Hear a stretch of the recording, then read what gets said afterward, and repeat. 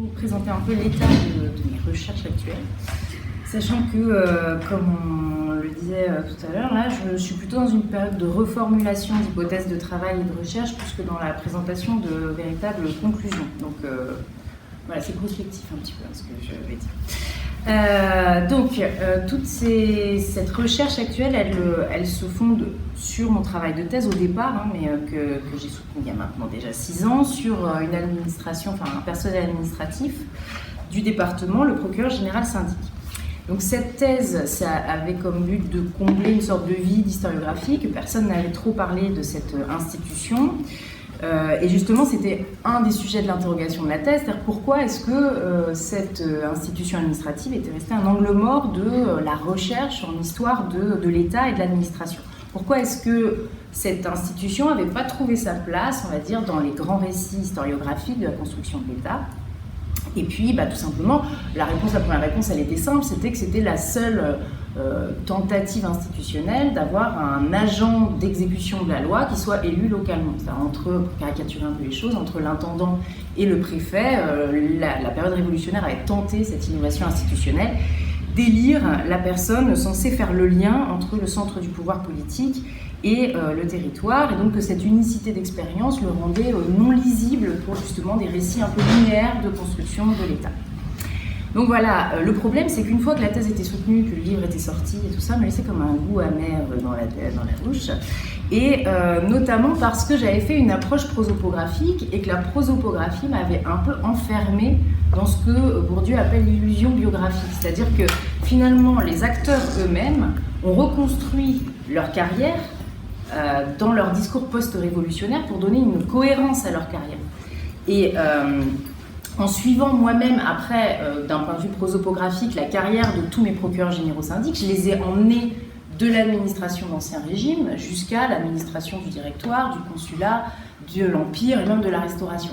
Et finalement, en reconstruisant, moi, par la prosopographie, une continuité des carrières et en montrant qu'il y avait continuité des pratiques administratives, etc., en m'appuyant sur leur propre discours post-révolutionnaire qui disait « oui, mais moi, j'ai toujours été au service de la chose publique, etc. », finalement, j'avais moi-même intégré le procureur général syndic dans une histoire de l'État, en étant prisonnière un peu de mon illusion, de cette illusion biographique à la fois individuelle des mémoires et collective. Et donc ça me posait problème, et d'ailleurs ça pose problème dans le titre même de ma thèse, qui maintenant pour moi est plus pertinent en fait, puisque j'ai appelé ça une génération au service de l'État, alors même que c'était pas du tout... Bon bref, c'est comme ça, il faut revenir sur ses propres cheminements. Et donc ça posait un problème épistémologique, on va dire, un biais de ma recherche, et puis un problème théorique, c'est que le problème théorique principal, c'est que la pensée administrative de 1789, selon moi, n'est en fait pas une pensée de l'État, justement. Et que l'inscrire dans l'histoire de l'État, ça revient à la vider de son sens politique. Donc je suis sur un travail réflexif aussi sur mes propres approches. Alors le contexte historiographique actuel a largement influencé mes intuitions, puisqu'on insiste maintenant énormément, signe d'ailleurs sans doute d'un questionnement collectif contemporain, mais sur l'histoire des possibles, sur la relecture du passé comme moyen d'échapper au fatalisme du présentisme théorisé par Hartog, sur ce bouquin de Jérôme Bachet où il faut se sortir du fatalisme du présent, de la tyrannie du présent, pour rechercher dans le passé des innovations, des expériences qui seraient source de réflexion pour notre contemporain. Donc bon, bref, sans tomber dans les grands mots, mais on est un peu dans un contexte quand même de postmodernité qui appelle à une relecture non téléologique et critique de notre propre modernité. Et donc c'est un climat assez stimulant lorsqu'on travaille justement sur la pensée politique et sur les futurs du passé, sur les possibles. Et dans le cas de la pensée révolutionnaire de 1789, sur un futur projeté donc en 1789, qui a été concrètement mis en œuvre avec toute l'énergie des acteurs de l'époque, et en même temps qui a été redéfini par le processus révolutionnaire lui-même, et puis ensuite toutes les strates discursives et théoriques du 19e et du 20e siècle ont tellement instrumentalisé politiquement l'objet Révolution française qu'ils ont fini par le rendre encore plus opaque. Donc finalement, toutes ces réflexions et cette relecture critique de mon propre parcours de recherche m'ont amené à redéfinir mes objets et travailler moins peut-être sur les institutions ou sur les seules institutions pour aborder les choses plus par le biais des territoires, en fait, en envisageant les territoires politiques comme des espaces de projection des horizons d'attente des acteurs. Et donc j'ai décidé d'orienter mon questionnement sur le lien entre territoire et souveraineté en m'émancipant d'une double réponse. Dans cette équation-là, quel est le lien entre l'expression d'une souveraineté et son territoire? Il y a la réponse du 18e, enfin du 17e ou du 18e qui est le modèle de l'État moderne, c'est-à-dire avec la définition de Jean-Philippe Genet de l'État, construit sa domination par la négociation entre le centre et la périphérie, c'est-à-dire entre le souverain, la souveraineté du prince et les sujets. Donc premier modèle qui répond à cette tension territoire-souveraineté dont je m'extrais. Deuxième solution, l'État-nation, qui dans cette donc réponse du 19e, là cette fois-ci, qui dans cette équation territoire-souveraineté nationale répond à la question par la fusion de l'État et de la nation. Et donc justement, l'idée maintenant c'est de dire, je vais essayer d'approcher la pensée alternative révolutionnaire de 1789, qui n'est ni une pensée de l'État moderne, ni une pensée de l'État-nation, en acceptant donc de ne pas prédéfinir ce qu'est le territoire pour les révolutionnaires à l'époque, c'est-à-dire de ne pas l'associer naturellement à une idée de territoire national, et de ne pas prédéfinir ce qu'on entend par souveraineté aussi chez les révolutionnaires de l'époque, c'est-à-dire de ne pas l'associer évidemment naturellement au vote. Ce qui est un des biais quand même de toute la réflexion sur la souveraineté révolutionnaire, c'est de l'analyser au regard de la question du corps électoral du 19e siècle. Donc la question large, c'est quels sont les territoires de l'émancipation politique pour les hommes de 1789, ou comment le territoire se pense de manière instrumentale, on va dire, comme un des éléments à repenser politiquement pour penser l'émancipation ou la liberté politique. Donc cette question part du principe que l'avènement de la liberté politique par le transfert de souveraineté du monarque au peuple s'accompagne d'une mutation de la conception même du territoire qui, de domaine, devient espace du règne de la loi sur un peuple libre. C'est un territoire qui, justement, définit politiquement et spatialement un espace de liberté. Donc, dans mon questionnement, j'inverse en fait complètement la perspective proposée par Marie-Vic Ozouf-Marinier dans La formation des départements, alors, qui est un bouquin qui fait date et qui reste en fait un bouquin de référence sur la question du découpage départemental de la Révolution française, alors qu'en fait, justement, son approche à Marie-Vic Ozouf-Marinier est sur un biais où elle s'interroge sur la représentation, c'est le titre, la représentation du territoire français à la fin du XVIIIe siècle, et donc elle essentialise déjà l'idée de territoire en posant les choses sous ce terme. Donc là, je prends une phrase de son introduction où elle dit « La représentation du territoire présente dans les archives de la formation des départements n'est pas seulement une image mentale de l'organisation spatiale existante, elle préforme et projette l'espace idéal tel qu'il doit être réalisé par la Révolution française. » Et alors, selon moi, là, cette analyse ou cet angle, il est biaisé, puisqu'il mobilise inconsciemment le modèle théorique de l'État-nation. C'est-à-dire que son implicite, là, c'est qu'elle lie le projet révolutionnaire au regard d'un territoire qui réaliserait la nation et un territoire idéal dont la mission de la Révolution serait de réaliser ce territoire idéal. Et à mon sens, le projet territorial de 89, c'est l'inverse, en fait. Le territoire, c'est le moyen de réaliser la Révolution. Il est pensé comme un cadre de l'émancipation politique, il n'est pas pensé comme une finalité révolutionnaire. Et si on ne comprend pas ça, en fait, on ne comprend pas la spécificité, pour moi, du projet politique et administratif de 89, et on confond, comme l'a montré Florent Gauthier, c'est-à-dire le droit positif national et le droit naturel. C'est-à-dire qu'il y a une confusion là, et on ne voit pas ce qui est là et au cœur, moi, de mes questionnements, la dimension instrumentale du territoire, pensé comme instrument politique de l'émancipation. Donc, j'en viens à la problématique qui est le titre de mon intervention là, c'est-à-dire comment est-ce qu'on administre un peuple libre, comment est-ce qu'on articule l'application de la loi qui est forcément une contrainte avec l'idée d'un peuple souverain et donc libre, comment on administre donc la liberté politique. Et donc si on se pose ces questions-là, ça revient à se demander plus concrètement comment les constituants et les administrateurs élus de 89 ont élaboré une pensée révolutionnaire du pouvoir exécutif et simultanément et de manière corollaire, une nouvelle définition du territoire politique comme un espace commun du règne de la loi. Donc, pour répondre à ces questions, je m'inscris évidemment dans le renouveau de l'histoire sociale des idées politiques, influencé par le contextualisme skinnérien, l'école de Cambridge, qui incite justement à revenir sur les problèmes des acteurs, c'est-à-dire sortir de la vision téléologique et revenir sur qu'est-ce qui posait problème, sur les débats à un moment donné, pour éviter de lire un moment au regard de ce qui s'est passé après.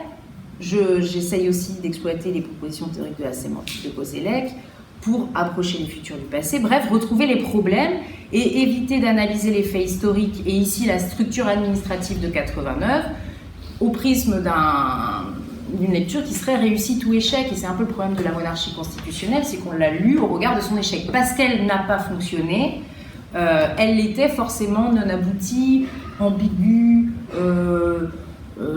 floue, utopique. Or, c'est une lecture évidemment a posteriori et inversement, la postérité du préfet valide la tradition, la supposée tradition centralisatrice de la France, alors même que la pensée révolutionnaire qui est à la base, revendiquée comme étant à la base de notre culture politique contemporaine, réfute justement l'idée de l'agent nommé par le pouvoir central. Donc on est sur en plus un télescopage, c'est-à-dire qu'on fait de la révolution le moment matriciel, alors même que l'institution du préfet, justement, elle est complètement en opposition avec la pensée révolutionnaire. Donc cette lecture a posteriori qui exclut de l'histoire de la pensée les modèles qui n'ont pas survécu me paraît un vice de forme dans l'approche historique et collabore forcément à une relecture téléologique qui postule que les choses sont comme elles sont parce qu'elles ne pouvaient pas être autrement. Alors pour travailler tout ça, je suis sur une histoire aussi des pratiques administratives. Alors notamment là, je suis dans le dépouillement plutôt du district, donc vraiment essayer d'approcher au plus près de la pratique des administrations.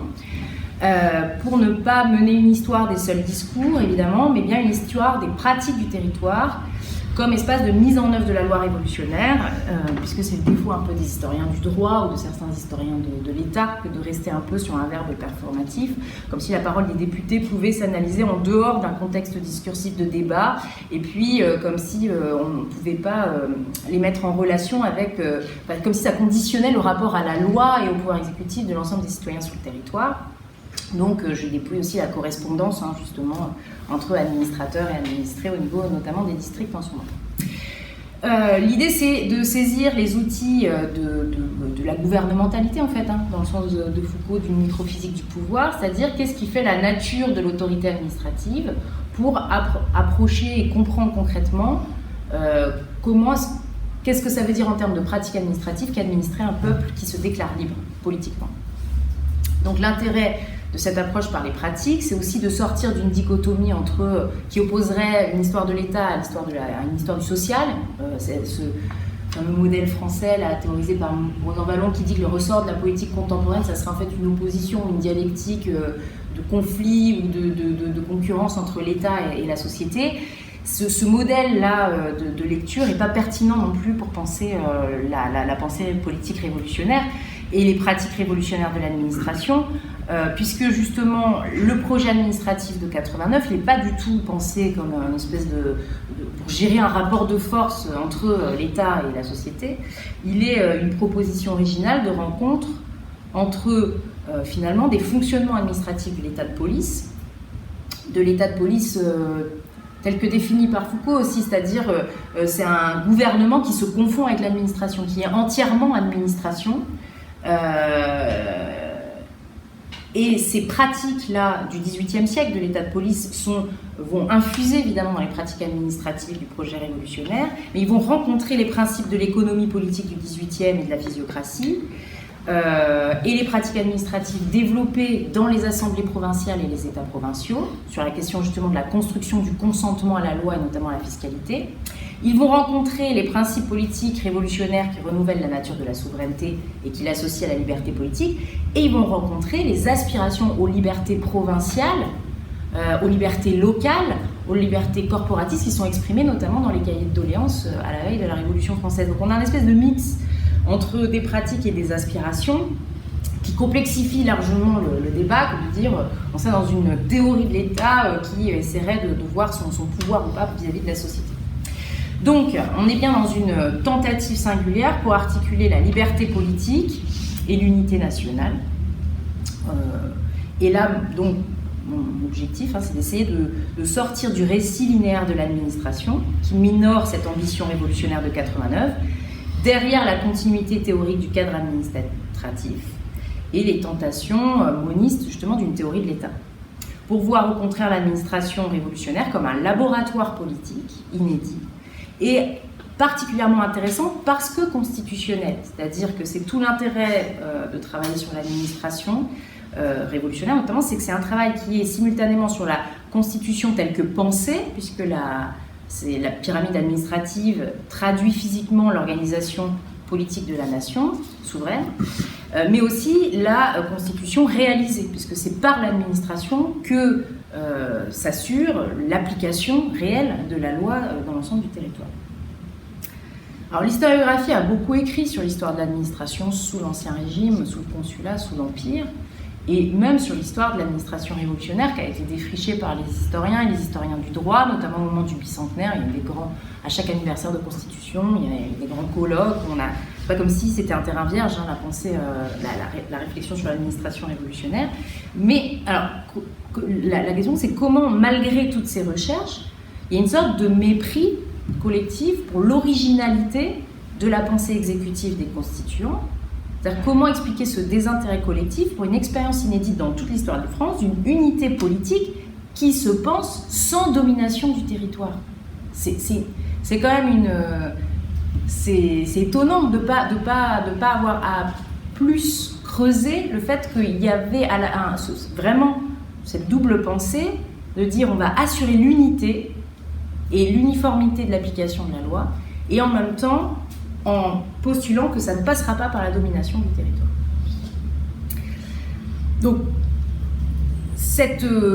pourquoi pas plus d'intérêt ? Sûrement justement parce que le prisme, ça a été souvent l'histoire de l'État, c'est-à-dire que ça a créé un prisme qui a opacifié finalement la recherche, c'est-à-dire qu'on a cherché une théorie de l'État et qu'on n'a pas trouvé. Et or, on cherchait une théorie de l'État dans laquelle la révolution prendrait son sens. Et ça ne marchait pas, en fait. Cette rencontre, elle ne se faisait pas. Puisque la pensée administrative révolutionnaire, ce n'est pas une pensée de l'État, mais c'est bien une tentative pour associer le pouvoir exécutif à l'idée de souveraineté du peuple. Et donc on l'a analysé au prisme de concepts inopérants. Donc on parle d'État, on parle de centralisation, de décentralisation. Est-ce que c'est un projet centralisateur, décentralisateur ? Ça ne marche pas. C'est-à-dire que Marie, elle passe tout son bouquin à essayer de savoir est-ce que c'est une centralisation ou une décentralisation, la formation du département français, pour en conclure qu'elle ne sait pas, c'est pas très clair. Ils étaient sans doute pas très clairs dans leur tête, les constituants de 89. Mais en fait, c'est pas qu'ils n'étaient pas clairs dans leur tête, c'est que ces concepts ne sont pas opératoires pour comprendre leur pensée politique. Puisqu'on doit quand même penser, en fait, pour les approcher, pour comprendre la rationalité de cette pensée, c'est sans doute essayer de penser quelle est la logique de cette espèce d'auto-administration du peuple par lui-même. C'est-à-dire comment elle se justifie. Et ce qui a rendu, on va dire, la lecture encore plus compliquée, c'est que c'est pas clair au début de la Révolution. Alors là, je vous ai pris juste un extrait du discours de Necker, donc 5 mai 89, ouverture des États généraux, et on est dans une logique vraiment presque caricaturale de négociation de la domination, modèle État moderne. C'est-à-dire que les États généraux, c'est vraiment le souverain qui convoque ses sujets pour rediscuter des modalités de la domination politique. Et la manière dont formule Necker ce discours, on est bien dans cette idée, c'est-à-dire le roi en appelant à son aide un si grand concours, blablabla. Mais il a besoin de vous pour obtenir les jouissances les plus chères à son cœur, il a besoin de vous pour assurer le bonheur de ses peuples, pour accroître et affermir la puissance de l'État. L'enjeu, il est vraiment là, en fait, en mai 89. Donc ça crée le prisme. Le prisme, il est imposé déjà par la monarchie elle-même, qui, elle, est dans cette logique-là. Par ailleurs,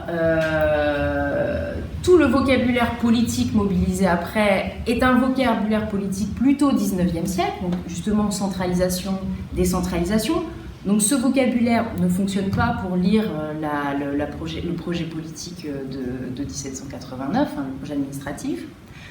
Le concept de démocratie n'est pas opératoire non plus. Donc on n'est pas dans une administration qu'on pourrait qualifier de démocratique, ça n'a pas vraiment de sens, d'autant qu'on est en plus dans un suffrage censitaire, donc qui exclut une partie de la population de la citoyenneté politique.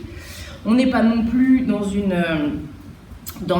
pensée constitutionnelle qu'on peut qualifier de républicaine dans le sens 19e siècle, de la République pensée comme régime, puisqu'on est dans une monarchie constitutionnelle. On n'est pas dans le modèle théorique weberien de la mise en place justement d'une domination légale bureaucratique qui est pensée justement comme le présupposé, on va dire, la condition sine qua non des sociétés démocratiques modernes. Bref, en fait, on n'arrive pas, avec le vocabulaire 19e, à lire le projet constitutionnel des... Donc en fait, on a une double rupture. On a une rupture avec le vocabulaire de l'État moderne proposé par la monarchie elle-même, et on a une rupture après avec le vocabulaire libéral du 19e. Donc où est le vocabulaire, pour mettre en mots ce qu'il y a entre les deux? Donc il faut sortir de cette idée d'un État à réaliser. Dit Foucault, l'État, c'est un devoir-être de l'État. En fait, là, on n'est pas dans cette pensée du devoir-être de l'État. La pensée constitutionnelle de 89, finalement, elle va d'ailleurs abandonner, c'est intéressant, ça c'est pareil, je suis en train de travailler là-dessus, sur le changement, le glissement sémantique entre le mai 89 et novembre 89. C'est-à-dire comment le vocabulaire sur l'État va finalement disparaître et être remplacé par un vocabulaire qui mobilise l'idée de nation et l'idée d'empire. Et comment le terme d'État, progressivement passant de la bouche de la monarchie, va être plutôt utilisé progressivement par les députés eux-mêmes, qui deviennent, qui monopolisent finalement le discours politique, et où finalement ils vont plutôt parler des États. C'est-à-dire quand ils parlent des États, c'est les États provinciaux, et c'est moins l'État en termes de superstructure. Et ça favorise un glissement comme ça, avec progressivement un remplacement du vocabulaire. Donc là, il faut que j'affine. Mais ça montre l'intérêt d'observer aussi les contextes de manière assez serrée pour regarder comment le vocabulaire évolue. Donc voilà, cette toute-puissance du prisme étatique explique le fait que l'administration est restée un peu un impensé, on va dire, de la recherche pendant longtemps, et surtout qu'on l'a catalogué de responsable de l'anarchie, la fameuse anarchie administrative de 93, qui aurait demandé, en fait, appelé de ses voeux la centralisation jacobine, enfin, il y a tout, et puis du coup l'arrivée de la centralisation napoléonienne. Or, en fait, si on sort de cette lecture weberienne qui postule que l'administration, et là je cite Weber, l'administration est forcément domination. Si on s'extrait de ça, finalement les travaux sur l'histoire de l'administration sont à mon sens passés à côté d'une pensée administrative qui emprunte plus à une conception de la liberté mise en évidence par Quentin Skinner ou théorisée par Philippe Petit, c'est-à-dire de la liberté comme non-domination. C'est-à-dire on administre sans dominer, ce qui revient à poser la question d'administrer la liberté, ce qui peut apparaître comme un oxymore si on est dans une vision weberienne, administrer la liberté. Or, c'est bien dans cette logique-là que se pense, selon moi, la pensée administrative des débuts.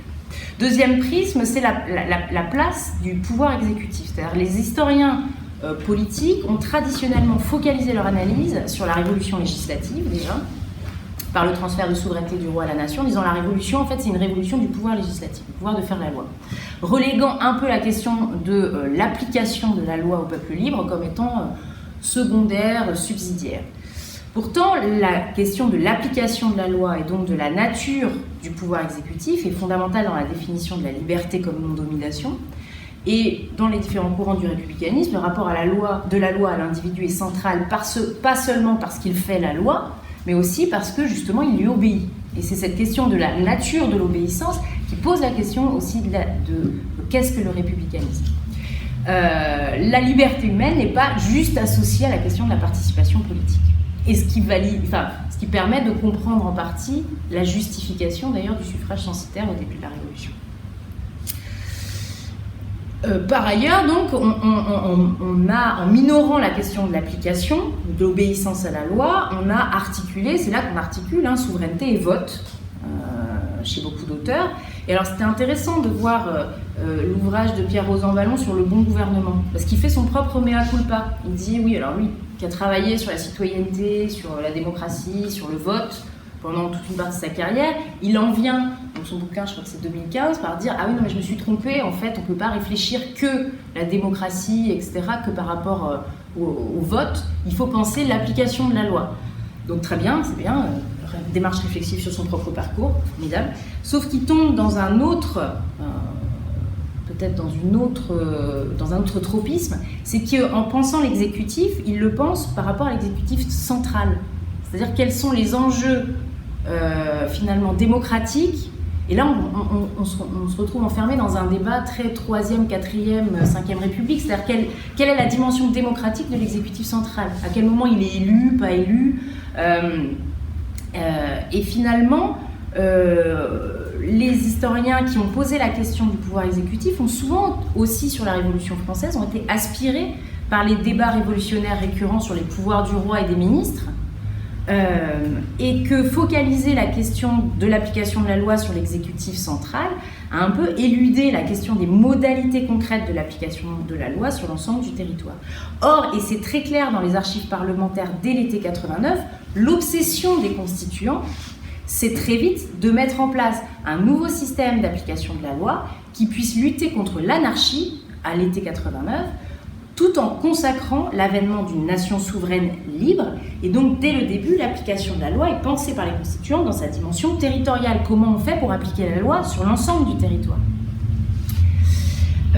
Et donc, c'est bien une conception très élargie du pouvoir exécutif, qui est notamment, alors là, je mets un extrait d'un discours de Roederer, qui parle, là on dit 1791, mais qui parle du moment où ils sont en train de construire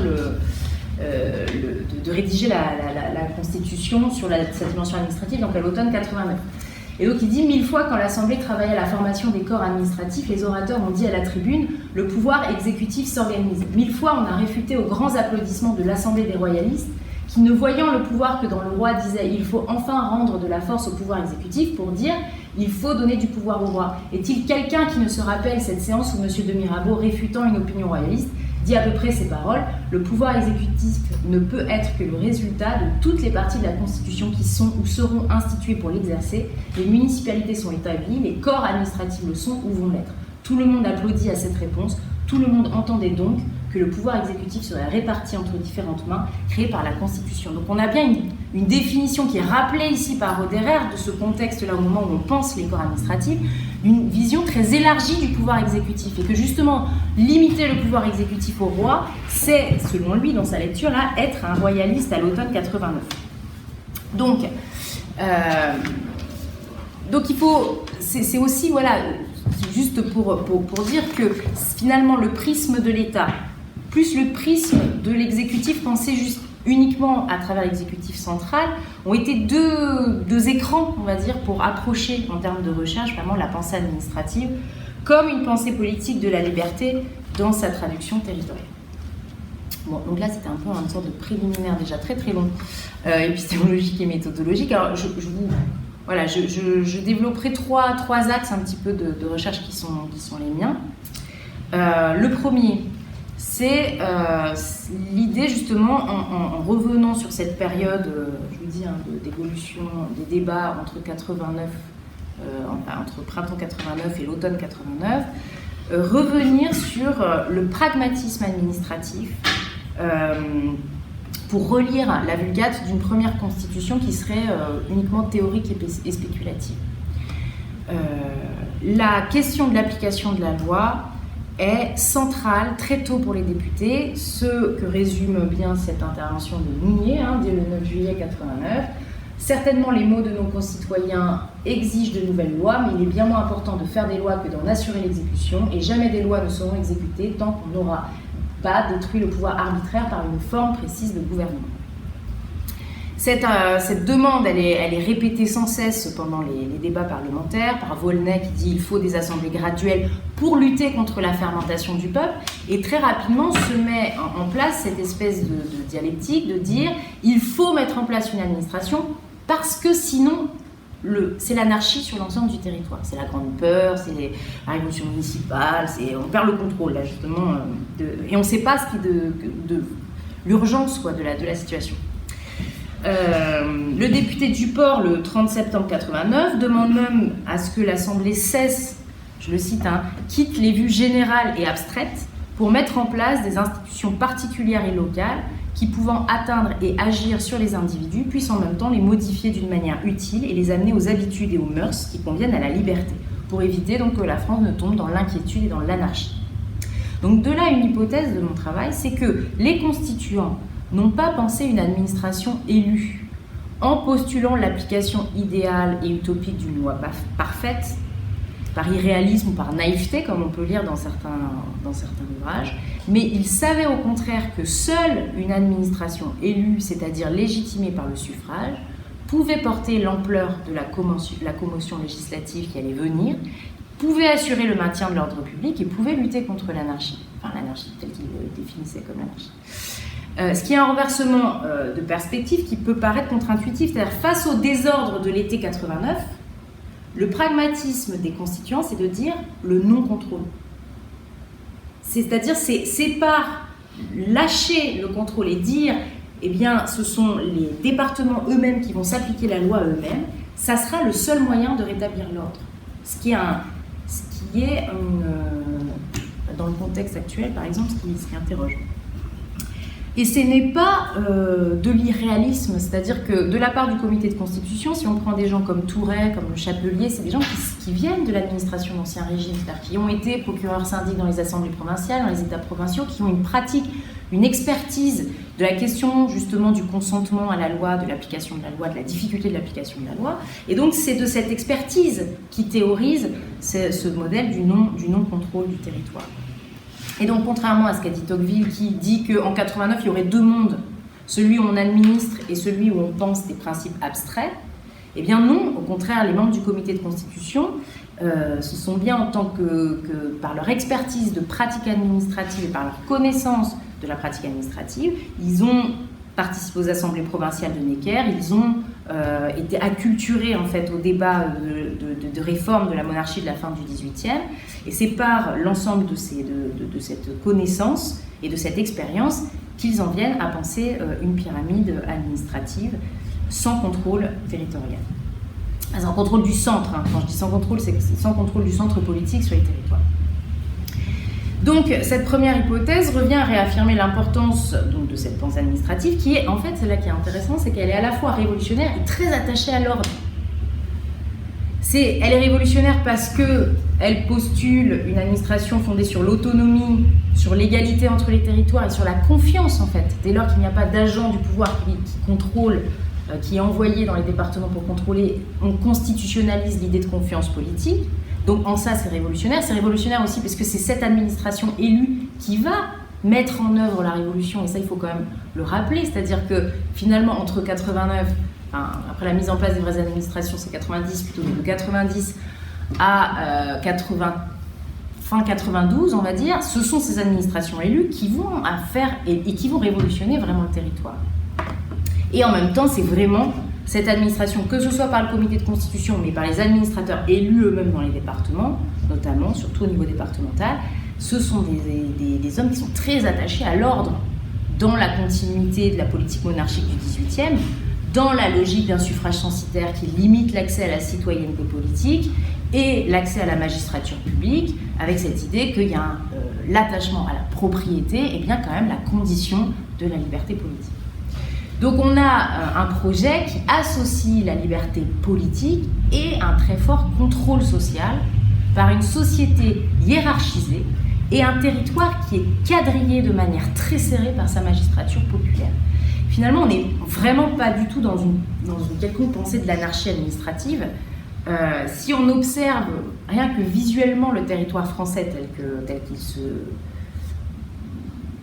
dépeint, on va dire, par son administration, on a donc un maillage très serré au niveau du département, entre le département, le district et les municipalités, avec une proximité très forte entre administrateurs et administrés, et finalement ces échelons territoriaux qui sont très proches les uns des autres et qui correspondent entre eux, avec des directoires qui siègent en permanence et avec à chaque échelon quelqu'un qui assure la correspondance avec l'échelon inférieur et l'échelon supérieur. Et après, dans ce maillage très très serré, on a le grand vide avec Paris, c'est-à-dire rien entre ce maillage très serré et le centre de la production de la loi. Et finalement, on voit bien donc cette idée de fort contrôle d'ordre social et en même temps de théorie de la liberté politique. Et on a presque deux territoires qui apparaissent, c'est-à-dire un territoire d'administration, un territoire borné, très serré, très encadré, et puis un territoire de la liberté politique, un territoire de la nation, qui lui est potentiellement non borné, j'y reviendrai.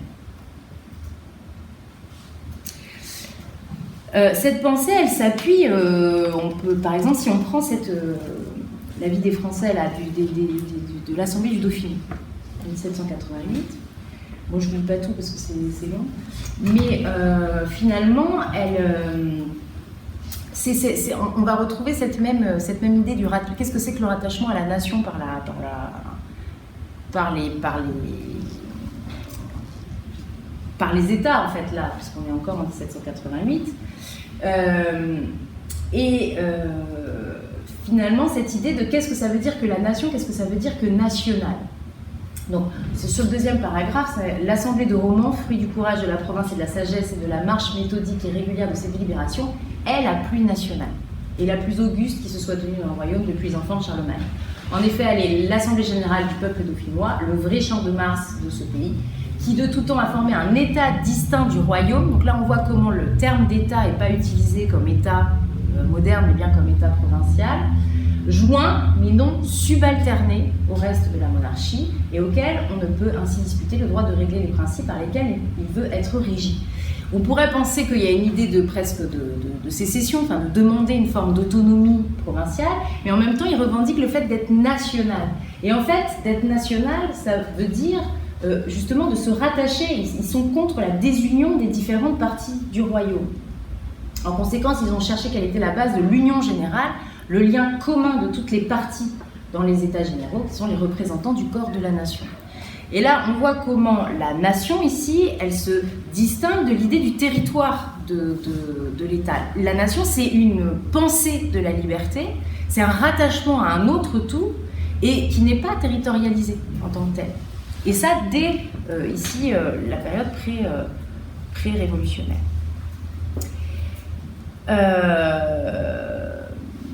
Donc il faut faire très attention de ne pas lire le terme de nation ou de national au XVIIIe siècle avec son sens du XIXe, du nationalisme ou de l'irrédentisme, enfin où on serait complètement hors cadre.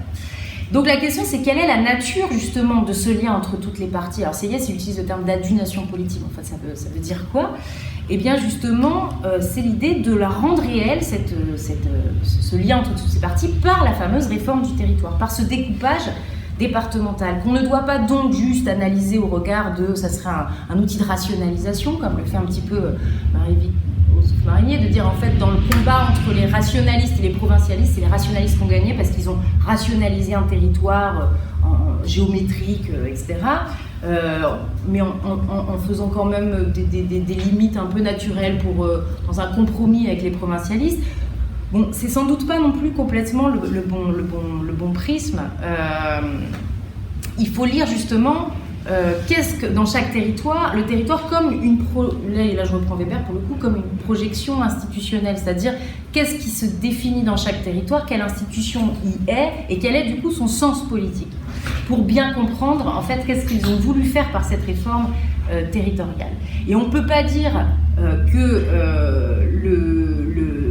c'est un peu le discours de dire on a cassé les provinces et construit les départements pour unifier le territoire, pour mieux le contrôler. Ça serait lutter contre les tentations décentralisatrices, justement, contre les autonomismes provinciaux, et que c'était une volonté de contrôle que de faire les départements. C'est un peu le propos dans certains ouvrages. Mais on ne peut pas lire ça si en même temps on voit qu'on a une pyramide administrative où on n'a pas d'agents nommés dans les départements. On ne peut pas dire que c'est une volonté de contrôle, en fait, ça n'a pas de sens. Donc on ne peut pas lire le territoire sans lire quelles sont les institutions politiques qui sont dessus, parce que sinon on a un problème d'interprétation. Donc il faut lire quand même ces territoires intermédiaires, c'est moi qui appelle ça comme ça, les districts et départements comme des territoires intermédiaires, par le prisme de la liberté, pensée comme non-domination, et ça permet d'approcher peut-être un peu plus la singularité de la pensée politique des députés de la Constituante. Et finalement, au cours de l'été 89, on n'a pas tant un conflit entre les rationalistes et les provincialistes, c'est qu'on a deux conceptions des territoires intermédiaires qui vont se succéder plus qu'elles ne s'affrontent. D'abord, une vision provincialiste qui envisage au départ les provinces comme des contrepoids de l'autorité monarchique, dans la logique des réformes de la fin du XVIIIe. Et cette tendance, elle s'inscrit, elle vise à une sorte de représentation provinciale, intermédiaire, qui permettrait de donner plus d'autonomie aux administrations locales et d'assurer une bonne application de la loi en lien avec les réalités provinciales. Et là, je reprends encore Necker, on est vraiment là-dedans. Lui, il pense au futur, il dit « Je me représente à l'avance ce jour éclatant et magnifique où le roi, du haut de son trône, écouterait au milieu d'une assemblée auguste et solennelle le rapport que viendraient faire les députés de chaque province. Je les vois, ces députés impatients de mériter l'approbation de leur souverain et les louanges de la nation. » Finalement, cette logique-là, justement de la négociation entre le centre et les provinces, cette logique provincialiste, elle est très présente chez les députés de la Constituante pendant tout l'été 89. Et on reste dans une rhétorique des corps intermédiaires. Qui reconnaît finalement simultanément la représentation provinciale et la structure de domination de l'État moderne. Et quand Mounier demande la mise en place d'un mode de gouvernement, il dit en fait pour l'application de la loi, il faut mettre en place des assemblées au niveau municipal et des assemblées au niveau provincial. Les municipalités et les provinces, c'est des corps intermédiaires. On est sur des territoires intermédiaires qui sont pensés de manière corporatiste en fait. Or, cette vision provincialiste, elle ne va pas résister évidemment à l'été 89. C'est-à-dire que dès lors qu'il y a captation de la souveraineté nationale par les députés qui se déclarent Assemblée nationale constituante, qui vont unir le souverain dans un tout indivisible, se pose la question de est-ce qu'on peut déléguer une partie de la souveraineté? Non. Et par ailleurs, la nuit du 4 août, en supprimant les privilèges, supprime l'idée de la négociation de la domination de manière bilatérale entre le centre politique et les territoires. Et ça va changer en fait le paradigme de la question de l'intermédiaire. Qu'est-ce qui fait intermédiaire? Est-ce que c'est les corps qui font intermédiaire ou est-ce que justement ce sont les territoires? Alors c'est difficile à suivre parce que même Tourelle lui-même, alors que c'est lui le rapporteur du comité de constitution, le 29 septembre 89, il parle encore d'une représentation provinciale. Donc on voit qu'on est vraiment dans une mutation sémantique, c'est-à-dire qu'il est toujours sur les provinces, il parle de représentation alors qu'on n'a pas encore associé complètement représentation avec l'idée de souveraineté. On est sur une période où ça glisse. Mais ce qui est sûr, c'est qu'une deuxième définition s'impose, finalement, qui est promue par Tourret et par Sieyès, qui associe donc administration et représentation par le découpage départemental.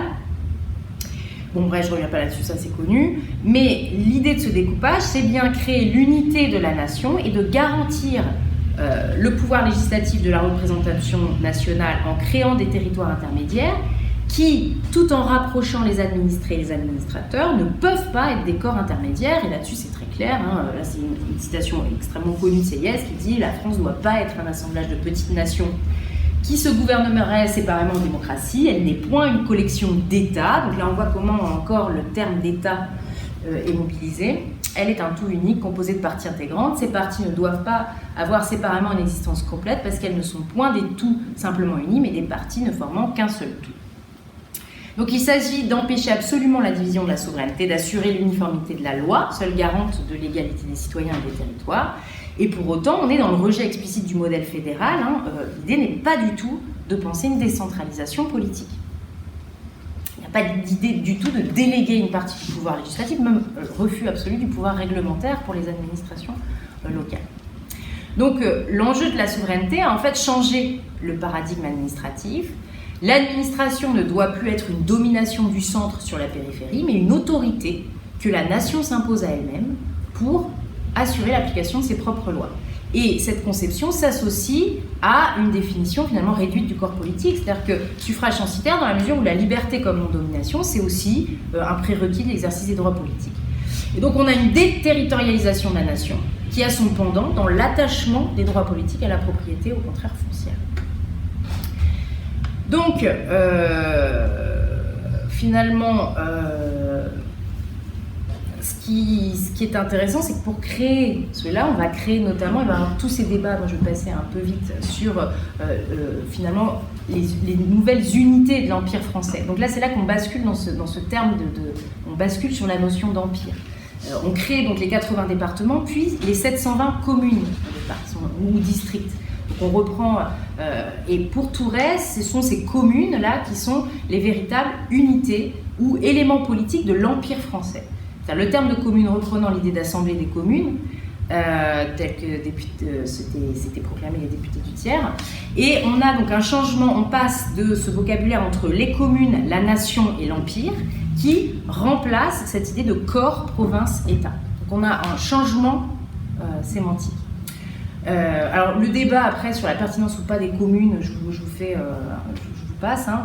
Mais on voit que finalement on va, alors je vous ai mis une petite, parce que c'est la Bretagne, hein. Donc des districts bretons, donc des communes, le maillage justement de cette première circonscription qui est le district, où on considère justement que c'est la première construction territoriale, enfin le premier échelon territorial de la généralité, c'est-à-dire qu'on rattache l'administrateur, on va dire, à l'intérêt général, dans le sens où il y a tout un débat sur les régimes municipaux, est-ce qu'on garde les municipalités, au début on veut les supprimer, puis on les remet, et justement on va garder les municipalités tout en les distinguant de nature, je reprends le propos de Meunier sur les municipalités, hein, parce qu'elles ne sont placées ni dans l'ordre représentatif ni dans l'ordre administratif. Ce sont des tours particuliers et des familles chargées de leurs propres affaires et ne peuvent relever des assemblées communales. Donc il y a une distinction entre l'idée du territoire des communes dont deviennent les districts et des municipalités qui seraient justement des intérêts particuliers, à qui on reconnaît la légitimité de défendre des intérêts particuliers locaux. Donc au contraire, les districts et les départements représentent l'intermédiaire entre les citoyens et l'intérêt général. Ce sont donc des rattachements à la généralité. Alors là j'ai mis une pyramide rapide. Ce qui est intéressant, c'est qu'ils vont détacher, en fait, pourquoi faire deux niveaux, pourquoi faire le district et le département? Alors sans doute pour justement ce maillage, cette idée de contrôle de l'ordre social. Et en même temps, ils vont faire que l'élection dans les assemblées primaires se font au niveau du canton et non du district. Et les assemblées électorales, qui changent de localisation à chaque fois en tournant dans les différents chefs-lieux districts, elles élisent en même temps les administrateurs de district et les administrateurs de département. Et donc on a donc un décalage entre l'administration et l'élection en termes de territoire. Un territoire donné n'élit pas une assemblée administrative donnée. Et c'est en quelque sorte un moyen de limiter les tentations d'une représentation territoriale administrative qui menacerait la représentation nationale. L'autre intérêt, c'est qu'il y a une séparation entre une administration de district en contact très direct avec les administrés et une administration départementale plus éloignée qui permet de distinguer le territoire de l'administration réelle, un peu le district, et l'échelon qui est en lien avec le centre politique. C'est-à-dire que finalement la négociation justement avec le centre politique est décalée du premier espace de l'administration réelle. Je ne sais pas si c'est très clair ce que je dis, mais ça permet justement de sortir de cette idée d'un corps qui ferait interface entre les sujets et le centre. On a division en fait voilà, d'où mon intérêt maintenant pour le district en fait, de décentrer pour sortir de l'idée de la négociation avec le centre. Le découpage ainsi mené, destiné à créer concrètement le territoire de la chose publique et de l'intérêt général, pose la question de la subordination à la loi, évidemment. Hein. Et c'est-à-dire comment faire en même temps que cette auto-administration sans contrôle puisse quand même fonctionner. Et c'est là que c'est un deuxième axe important de travail, c'est le concept, l'idée politique de fédération. C'est-à-dire dans ce territoire de liberté, on est dans un empire de la loi qui est pensé comme une confédération de ces territoires intermédiaires. La fédération des départements c'est-à-dire cette fédération volontaire des territoires intermédiaires, est au fondement du projet administratif qui élimine toutes les institutions intermédiaires entre le pouvoir exécutif central et les départements. Il n'y a donc aucun intermédiaire entre le département et le pouvoir exécutif central, là je cite la Constitution, et ce vide institutionnel entre Paris et les départements ne peut se comprendre que par la conception que les constituants se font de la liberté politique et de l'idéal constitutionnel de fédération. Et d'ailleurs ça fonctionne, c'est-à-dire que pendant les premières années de la Révolution, cette pyramide administrative fonctionne, permet la mise en œuvre de la loi révolutionnaire, et finalement, lorsqu'en 91, les constituants souhaitent réaffirmer le contrôle du pouvoir exécutif sur les administrations, notamment en donnant aux ministres davantage de pouvoir de destitution sur les administrations, Robespierre s'insurge contre ce pouvoir de destitution des ministres sur les administrations et dit « rien n'est plus contraire à l'idée de liberté ». Soulignant de fait donc cette persistance d'une pensée républicaine, quelque part, de l'application de la loi. Donc dans cette logique, on a donc une conception nouvelle du territoire de la nation comme une fédération volontaire de tous ces territoires d'administration. Donc là, évidemment, ça reprend plein de travaux de Marc, de Florence aussi, sur l'idée de réciprocité entre les droits, sur l'idée de fédération, sur l'idée qu'il y a une pensée révolutionnaire à la fois de la police et de la cosmopolis, donc là, évidemment, qui sera creusé en lien avec la réflexion administrative. Et qui se pense sans aucun doute en lien aussi avec la déclaration de paix au monde. C'est-à-dire qu'il y a forcément aussi là un lien conceptuel à faire. Donc en 90, ce concept de fédération est central pour les acteurs révolutionnaires et il dépasse évidemment la simple fête de la fédération. C'est-à-dire que la fête de la fédération, c'est devenu comme une sorte de réification du principe de fédération. Donc, on a essentialisé la fédération dans la fête de la fédération, comme si elle suffisait à elle-même pour définir ce qu'était la fédération révolutionnaire. Alors que justement, peut-être qu'il faut reproblématiser en fait cette question. Et notamment, et là c'est sur ça que je travaille aussi, sur justement comment on utilise le terme d'empire à ce moment-là comme alternative au terme d'État. C'est-à-dire pour parler de la dimension territoriale de cette nation, d'un territoire non borné, du règne de la loi, on va avoir en fait l'idée de de l'empire mobilisé vraiment dans le vocabulaire politique à l'époque. Alors, je vous prends juste voilà, il faut que je travaille là de manière un peu quantitative, là, mais cette citation de Dodd, l'égalité proportionnelle des impôts est notre première loi, elle est la base du contrat social qui unit les diverses parties de l'empire, comme elle est l'objet et le terme de leur confédération. Et on a bien association ici entre les deux termes, fédération et empire. Donc là, ça mérite de retravailler sur ce qu'est cet ordre politico-juridique que représente la fédération, de réutiliser les travaux d'Olivier Beau, de voir aussi qu'est-ce que ça veut dire que concrètement dans la dimension administrative, cette valeur constitutionnalisée de la confiance, de la fides. Là, en 89, la confiance, c'est pas uniquement une vertu, c'est pas une incantation morale, c'est une valeur constitutionnelle qui est à la base de l'édifice administratif. Donc après, bon voilà, là je vais passer assez vite, mais justement c'est intéressant de voir la conception, par exemple, de Volney, la manière dont lui, travaillant sur les empires, il est là, il observe la fin des empires, il rêve, bon.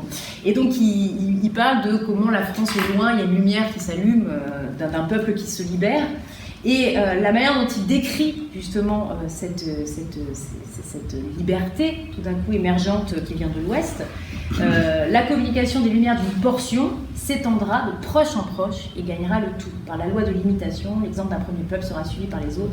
Ils adopteront son esprit, ses lois. Et donc on est bien dans une pensée là de la diffusion d'un empire de la liberté qui n'a pas de borne. Donc après, Anarchassis Clout, lui, il va utiliser le terme du damier et que les damiers, en fait, alors après, voilà, il y a un basculement, c'est ça, c'est que lui, en fait, il va utiliser ça pour justifier en partie aussi de déclarer la guerre. C'est-à-dire qu'en fait, là, il y a eu un basculement, parce que quand il parle du damier, je crois, okay, c'est 92, donc là, on est passé du côté obscur de la force.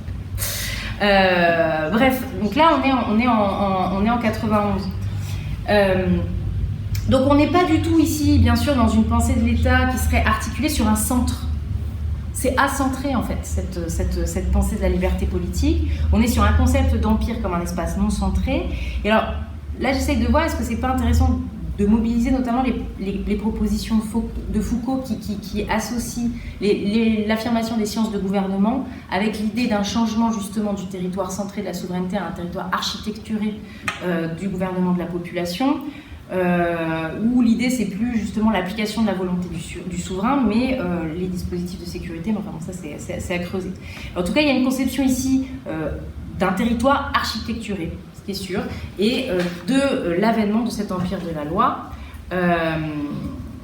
Et donc on retrouve l'idée du contrôle social par cette gouvernementalité, l'architecture du territoire, et de la liberté politique par l'empire de la loi souveraine. Alors ça rejoindrait aussi un propos de Jean-Luc Chappé qui disait que finalement le terme d'empire au début de la Révolution française, c'est un bricolage théorique, ça ne fait pas de référence à un passé mythifié, c'est une notion, je le cite, plurivoque, dont la caractéristique première est qu'elle ne renvoie à aucun modèle ou héritage. Pour Chappé, cette notion est un opérateur à partir duquel se construit un espace de discours. La notion d'empire ne renvoie pas à un passé plus ou moins lointain, mais constitue un support performatif pour les actions politiques, voire diplomatiques, auquel elle ouvre un champ de possibilités multiples. Et c'est sans doute dans ce sens qu'il faut analyser la manière dont il mobilise l'Empire pour parler de la fédération de ces territoires intermédiaires. Je passe. Donc, tout ça veut dire qu'on est bien passé, on a eu un changement de registre de lecture, on est bien passé du lien centre-périphérie comme dialogue de la négociation, avec l'idée de corps intermédiaires ou de représentation provinciale, et on est bien passé à un pacte vertical et horizontal de la fédération entre territoires intermédiaires. On est passé donc de la représentation provinciale à la fédération départementale. Alors ça a été travaillé aussi par les travaux de Guillaume Marsin. Je me suis beaucoup inspirée de ce qu'il a développé. Alors évidemment, ça serait intéressant de voir le lien entre ça, entre cette manière de penser son rapport avec l'intérieur de son territoire et avec l'extérieur, parce qu'il y a ici un dialogue, un écho qui est sans doute très, très intéressant. Et alors, de voir aussi comment évolue justement cette idée d'empire au fur et à mesure du processus révolutionnaire. Et alors là, je prends juste cette citation-là. Donc on se situe juste après les massacres de septembre. Donc là, on a changé de contexte. Et là, on commence à réfléchir à la rédaction de la nouvelle constitution, en fait. Et la manière dont on sent que le basculement, justement, les tensions à l'œuvre sont sur une tension, justement, sémantique de qu'est-ce que veut dire le terme d'empire. Et on voit qu'il y a des notions, des conceptions du territoire, là, qui s'affrontent, en fait, politiquement au sein de l'Assemblée. Et donc, la source répond à Martin Thionville suite au massacre de septembre, en disant « Ce n'est pas le peuple que je crains, c'est lui qui nous a sauvés. Je crains le despotisme de Paris et je ne veux pas que ceux qui disposent de l'opinion des hommes qu'ils égarent dominent la Convention nationale et la France entière. » C'est surtout la deuxième partie de la phrase qui est intéressante. « Je ne veux pas que Paris, dirigé par les intrigants, devienne dans l'Empire français ce que fut Rome dans l'Empire romain. Il faut que Paris soit réduit à un 83e d'influence, comme chacun des autres départements. » Et on a bien ici une tension sur la question d'un territoire centré ou non centré, et sur la fin, le renoncement ou pas à l'idée de fédération et à l'idée d'égalité et de non-contrôle territorial. Et finalement, c'était un peu un des objets de ma thèse aussi, c'est-à-dire que le fédéralisme administratif est sans doute une des expressions majeures de cette tension à l'œuvre entre deux conceptions du territoire politique et de l'articulation entre liberté politique et unité. Je terminerai là-dessus. C'est-à-dire qu'avant de parler... déjà, il faut reconnaître que le fonctionnement administratif a quand même marché, on va dire, entre 90 et 92. La France s'est révolutionnée de manière assez uniforme, et c'est intéressant de voir comment l'uniformité s'est construite de manière horizontale. C'est-à-dire que c'est beaucoup aussi la correspondance horizontale entre les administrations qui a rendu ce concept réel par les pratiques administratives, ce concept de fédération réelle, de fédération volontaire, dans cette horizontalité. Mais évidemment, cette pratique administrative fondée sur la confiance et la fédération des territoires intermédiaires ne résiste pas à la trahison du roi, qui invalide en fait l'édifice constitutionnel par principe, ne résiste pas complètement à l'incertitude constitutionnelle de la République, c'est-à-dire on est en phase de rédaction de la Constitution, donc quelles sont les bases légales de l'application de cette nouvelle loi républicaine. Et puis évidemment, surtout, elle ne résiste pas à la guerre qui territorialise de nouveau le territoire de la République dans ses frontières naturelles. Et on abandonne évidemment l'idéal fédératif par la guerre, donc ce que Guillaumer appelle l'idéologie nationale. Hein. Lui, il fixe ça en disant c'est la loi du 16 décembre 92 qui vote la peine de mort contre ceux qui portent atteinte à l'intégrité du territoire. Et à partir de ce moment-là, on a de nouveau borné le territoire de la nation. Évidemment, ça ne résiste pas au rôle central de Paris, qui, en cumulant la question de la représentation nationale et de la commune de Paris, recentre un territoire qui de nouveau revient borné, et on retourne dans une dialectique centre-périphérie, administration-contrôle, dès le début de 93, parce que les départements eux-mêmes vont reprendre cette rhétorique. C'est pas juste qu'il y a une volonté de contrôle tout d'un coup du centre. La crise de confiance, elle est réciproque, c'est-à-dire que les départements eux-mêmes vont dire en fait on s'oppose au centre tout d'un coup. La politique, elle devient, le débat politique devient un débat aussi contre Paris, contre une centralité, avec une instrumentalisation politique. Après, moi je ne reviens pas sur tous ces débats, la Gironde, la montagne, et tout ça, sur la question qui instrumentalise qui dans les rapports de force à l'intérieur de la Convention. Donc c'est une des interprétations qu'on peut donner au fédéralisme administratif, parce qu'il existe plusieurs formes de fédéralisme, donc ça c'est un fédéralisme bien particulier, c'est donc la défense de cette autonomie administrative, de cette conception non centrée du territoire, qui n'est pas du tout un projet d'ailleurs girondin. Donc voilà, je passe là-dessus. Le cas de la Bretagne, par exemple, je reste un petit peu sur mes termes, mais assez éclairant, c'est-à-dire que c'était une province très révolutionnaire en 89, très engagée dans les mouvements de fédération, travaillée par Michael Pau, Nicolas Desplanches. Là, il y a un fort engagement des mouvements de fédération, notamment de la jeunesse, au début de la Révolution française, parce que justement, ce rattachement à la nation est vécu par les Bretons comme un moyen d'émancipation par rapport à un système féodal, par rapport à une noblesse extrêmement pesante, etc. Et en même temps, c'est vraiment une région qui va complètement basculer dans le fédéralisme en 93, avec un discours très radical sur le rejet de la domination de Paris, avec des débats qui ponctuent l'année en disant à chaque fois la question de l'indépendance de la Convention, mais aussi la question de la prise en compte de la souveraineté du peuple dans son ensemble. Donc, le fédéralisme administratif n'est pas une révolte girondine, on le sait déjà depuis bien longtemps, mais c'est avant tout en fait la manifestation d'une certaine conception du territoire politique fondée sur la confédération comme adhésion volontaire et qui sera étouffée par l'imputation rhétorique de fédéralisme politique. Olivier vous parle d'ostracisme linguistique, mais aussi par la captation des termes. Le fédéralisme remplace la fédération, l'empire napoléonien incarne l'idée d'un empire des lois en la personne de l'empereur et refonde un empire territorialisé et donc fait disparaître cet empire de la loi non bornée. Et finalement c'est presque dans la philosophie, alors c'est ce que je disais tout à l'heure, allemande chez Kant, ou dans la conception de l'État chez Hegel, qu'on va on peut voir une influence revendiquée, on va dire, de cette première tentative constitutionnelle française, notamment chez Kant lorsqu'il invoque un exécutif qui ne doit pas être démocratique, mais républicain, en insistant sur le mode de gouvernement qui importe bien plus que la forme de l'État, avec cette idée d'un gouvernement libre fondé sur l'idée d'indépendance. Et on retrouverait ici peut-être, et d'ailleurs lui-même fait référence aux écrits de Sieyès et à la première constitution française, mais finalement un héritage qui s'est moins fait dans la pensée politique française parce qu'elle était recouverte par d'autres couches.